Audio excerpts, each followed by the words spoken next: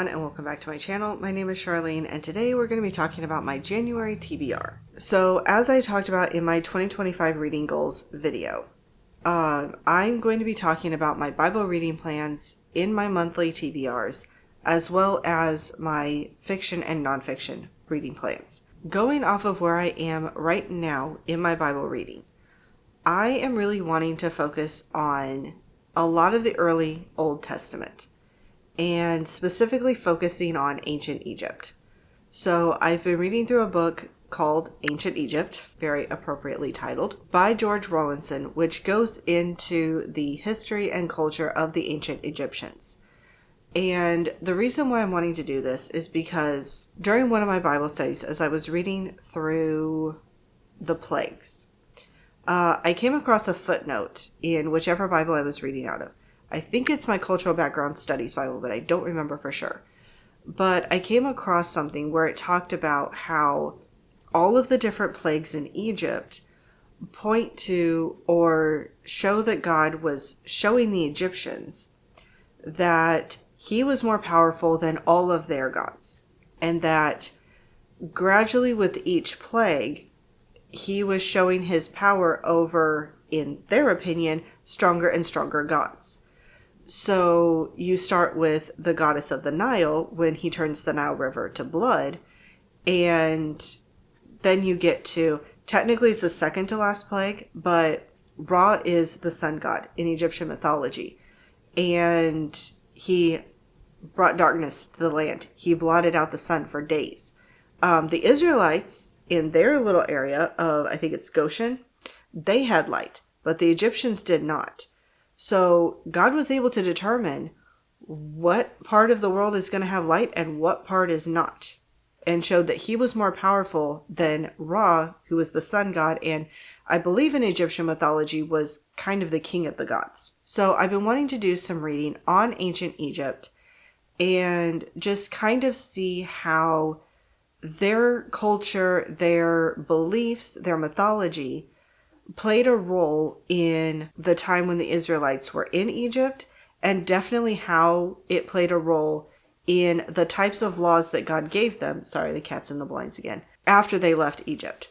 Because I do know a lot of the laws, especially the ritual laws, were specifically made to set them apart from the pagan cultures around them. And so I've been wanting to do more research into the Egyptian culture and even some of the other cultures like the Canaanites and such, and see what were those cultures like, what were they doing, and how do we see that reflected in the laws that God gave the Israelites. So that's where a lot of this is stemming from to begin with. I'm starting with reading about ancient Egypt, and when I'm done with this book, I will start reading through Exodus. Until I get done with this book, I'm planning to go back through and do a read of the earlier parts of Genesis. I am in a Sunday school group where we're working through specific books of the Bible, so I'll be doing some extra reading for that. And there'll probably be some other things as well, but those are the main things I'm going to work on as far as my personal Bible reading while I work on ancient Egypt. Then once I'm done with that, I'll start delving into Exodus.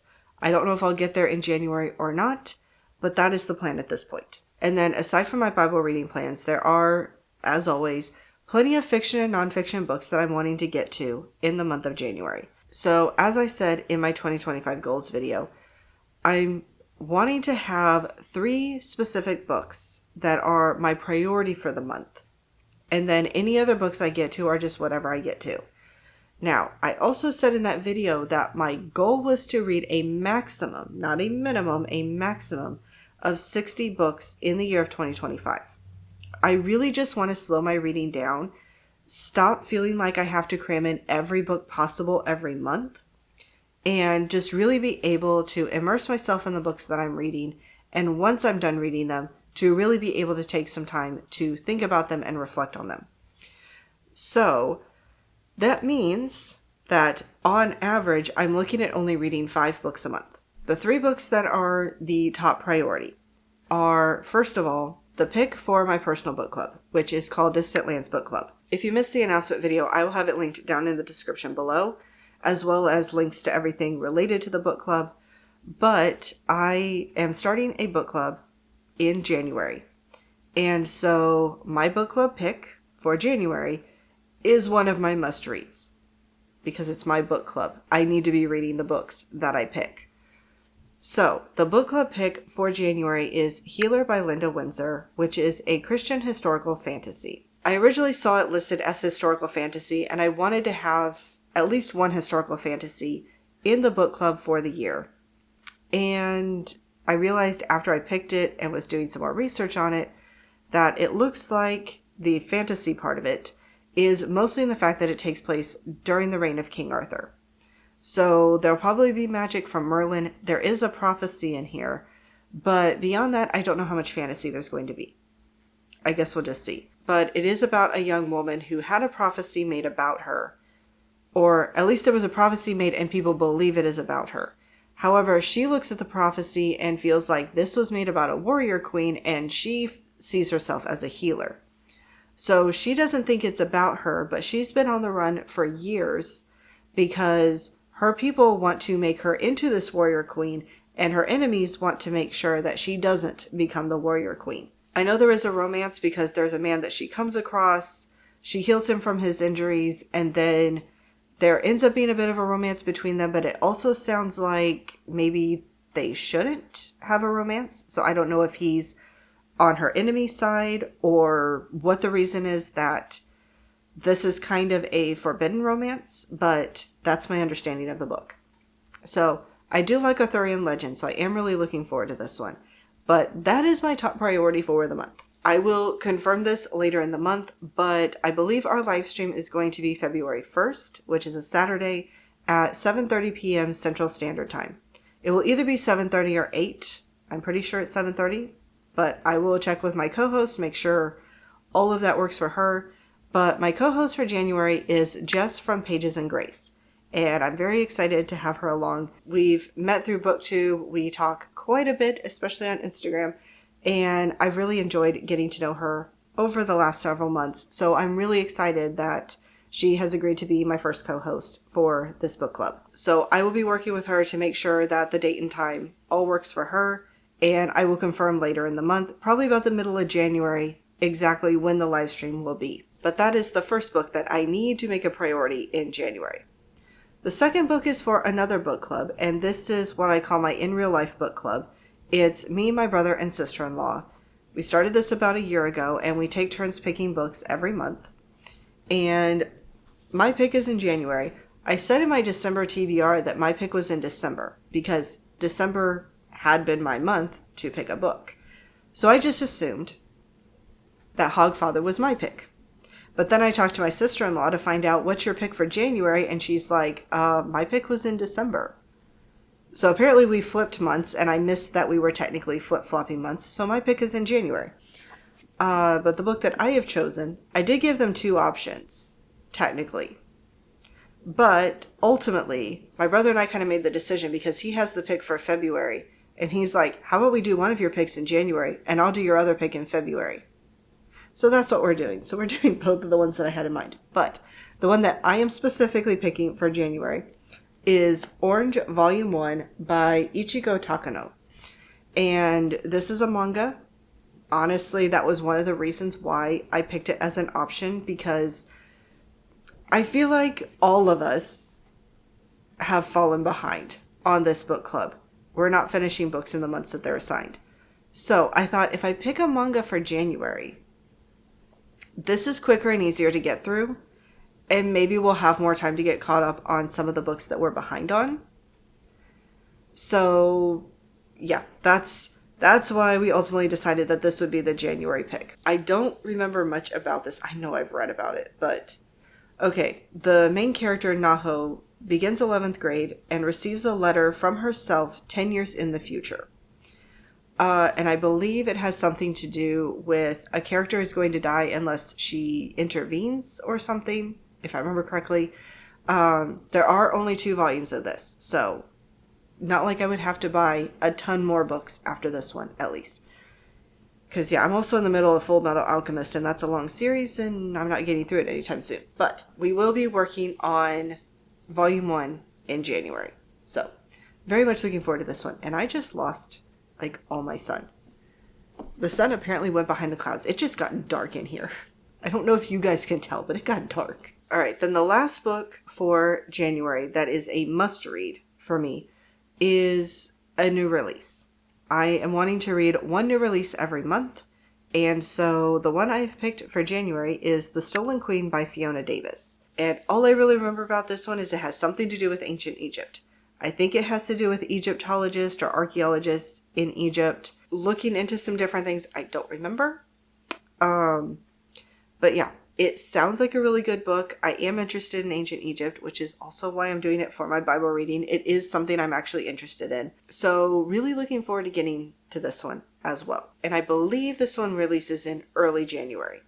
I don't remember the exact date. I'll have it on the screen somewhere. Okay, then there is one other book, possibly two other books, that I do want to prioritize, but I technically have until about February or possibly even mid-March to get to them. And that is in my winter TBR video. I told you guys that you could vote on one book that was specifically in my winter TBR that you wanted me to get to in the winter months. And that book would become a top priority. If I'm reading all of the votes correctly, there is technically a tie. The first one is Color by J.J. Fisher.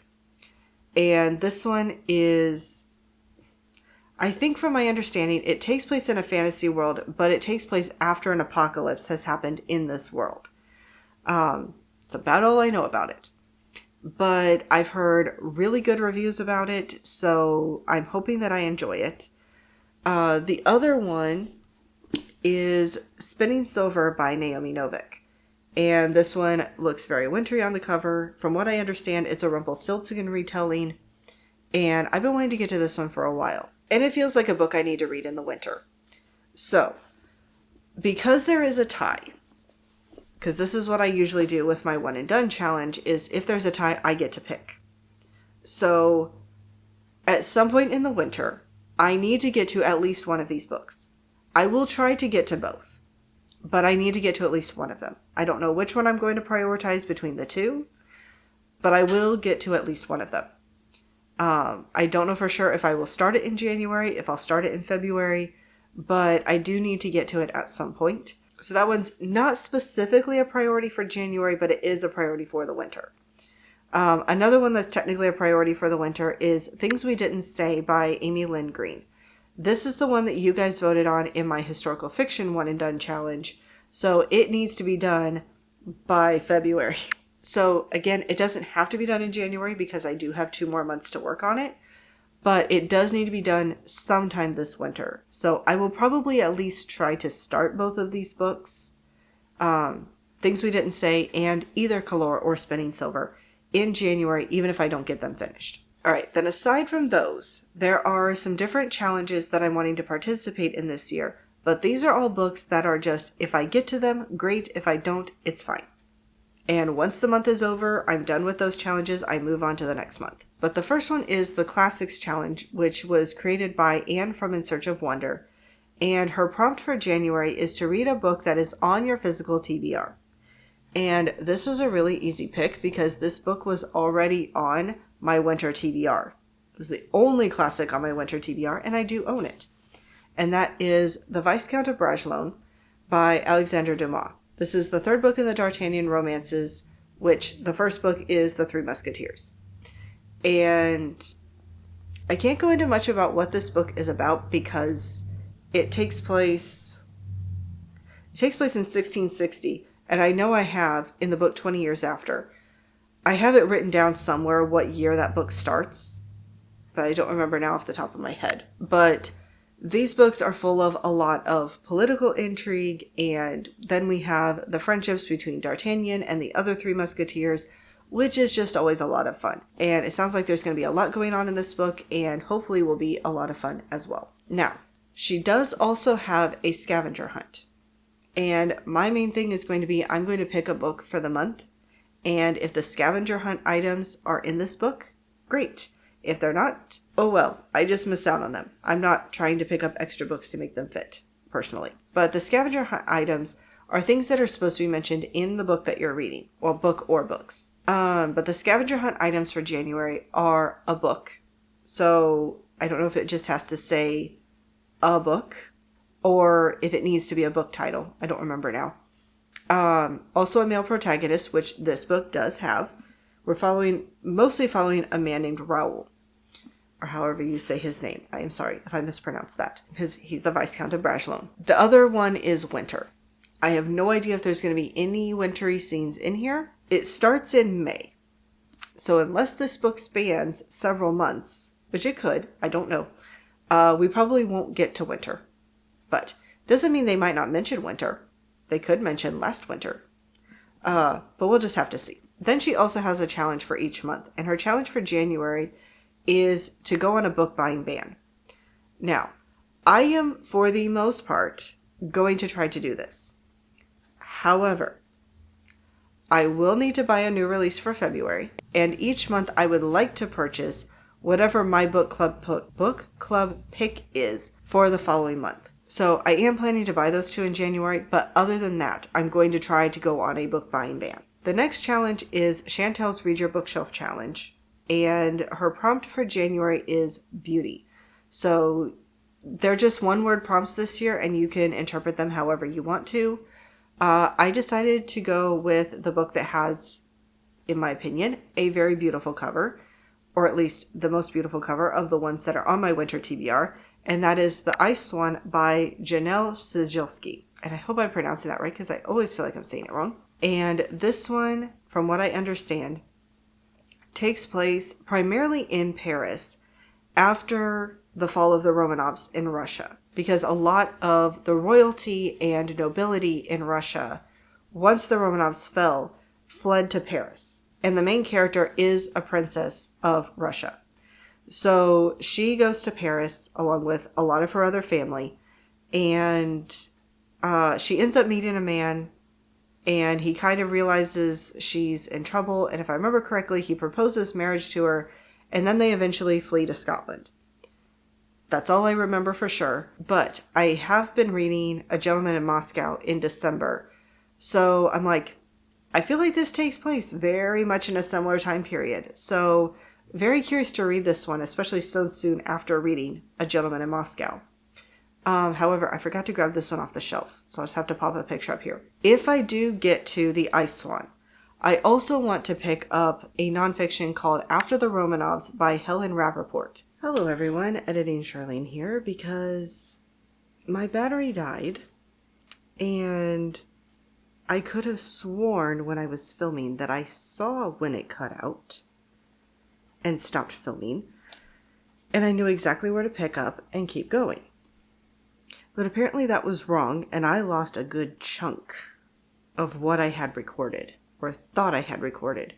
So I'm just going to have to pick this up for a bit and get us caught up. So, I was talking about After the Romanovs by Helen Rappaport.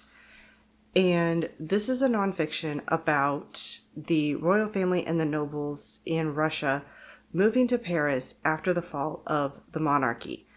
And all I really understand about this is it talks about their life in Paris and that even after moving to Paris, the Bolsheviks still had a reach on them and somehow still affected their lives. I don't know exactly how, but if I'm going to be reading The Ice Swan, I would like to be reading this one around the same time. Then in the month of January, Anne from In Search of Wonder is hosting a readathon called Epistolary January. And this is a readathon centered around reading epistolary novels. There are several prompts. I don't remember them all at this point, unfortunately. But you can double, triple, quadruple, whatever, up on prompts. So if a book fits more than one prompt, you can count it for all of the prompts that it counts for. And the book that I am planning to read in January, I'm just picking one because it will cover most of the prompts. That is The Appeal by Janice Hallert. I don't have it in front of me, so I don't remember her last name now off the top of my head. But this book is about, I believe, two lawyers who are going through a bunch of evidence in a murder case. I believe there are several suspects, and there are emails, text messages, etc. that they are going through to try to figure out who committed this crime. I know it does cover several prompts. Again, I don't remember which ones, but I've been wanting to get to this book for a while, and this feels like the perfect opportunity to pick it up. At the time that I filmed this, I said there were only 3 books I needed to get to every month.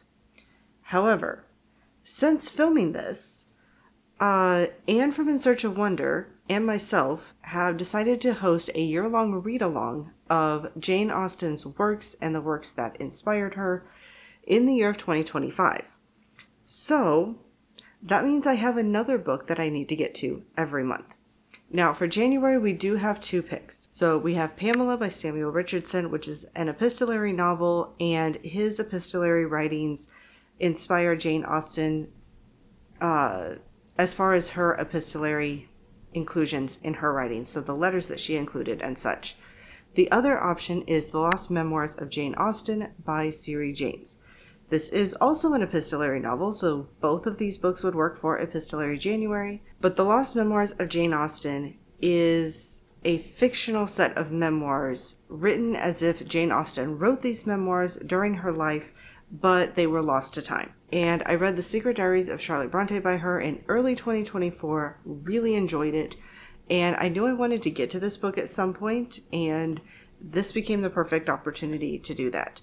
So The Lost Memoirs of Jane Austen is going to be my priority for the Jane Austen read-along.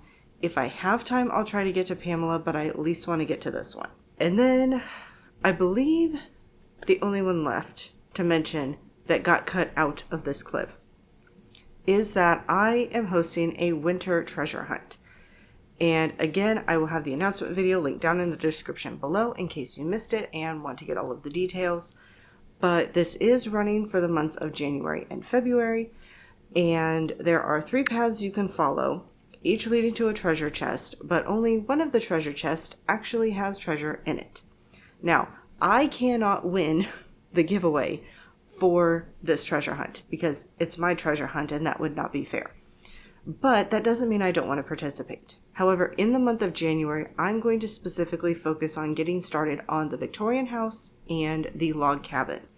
Now, I will say again, for anyone who thinks that that's a clue, I still don't know which house has the treasure chest. I have not chosen it yet. I will be filming a video in early March where I will randomly select which house has the treasure, and I will also be randomly selecting who wins the $25 gift card that you can win if you read books for the correct house.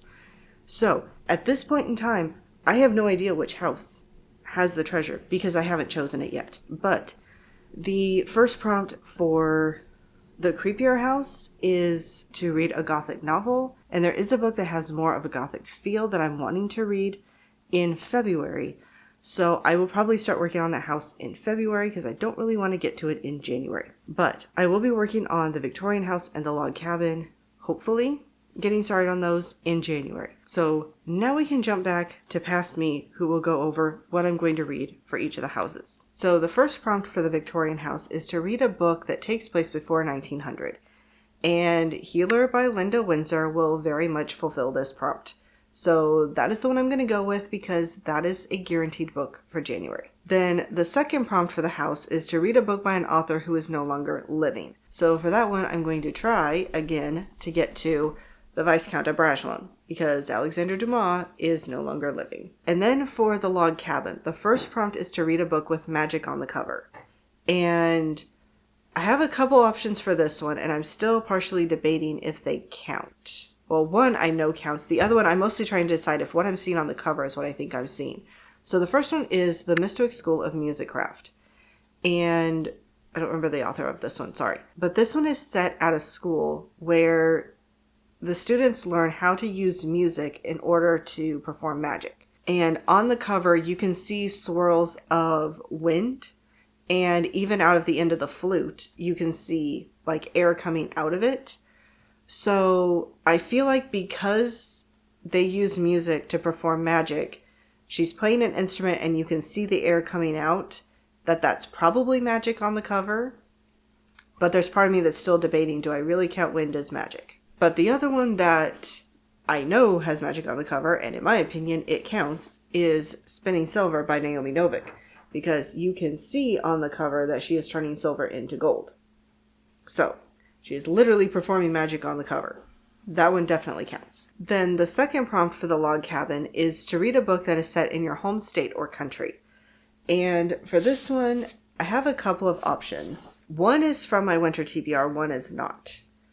But one is more set in my home state, or at least it starts out talking about my home state. And the one on my winter TBR, as far as I know, does not. But the one that's on my winter TBR is The Girl Behind the Red Rope by Ted and Rochelle Decker. And they are American authors, so I'm pretty sure this takes place in the U.S. It says it's a religious community hidden deep in the hills of Tennessee.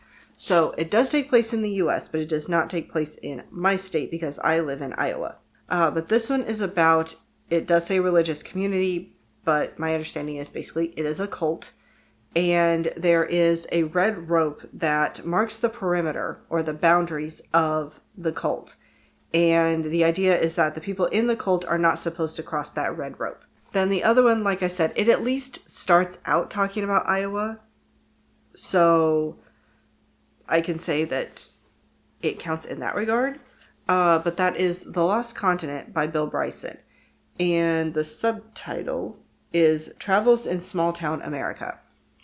Now, granted, it says Small Town America, and it begins by talking about Des Moines, which is a city. Now, it might be a small city compared to some of the major cities in the U.S., but it is still a city. I think he technically travels across the U.S. visiting different small towns, but he obviously does start by talking about Des Moines because that's where he's from. So it still at least takes place in my home country, and part of it begins in Iowa. All right, so those are all of the books that I am either planning to get to in January or potentially going to try to get to in January. Like I said, the first 3 books are my must-reads. I need to get to them. The rest of them are just as the mood strikes, or as I'm able to get to them, I will get to them. Let me know down in the comments below what are some of the books that you are hoping to get to in January. And if you read any of the books that I talked about today, let me know what you thought about them as well. Other than that, I hope you are having a wonderful Christmas season, and I will see you later.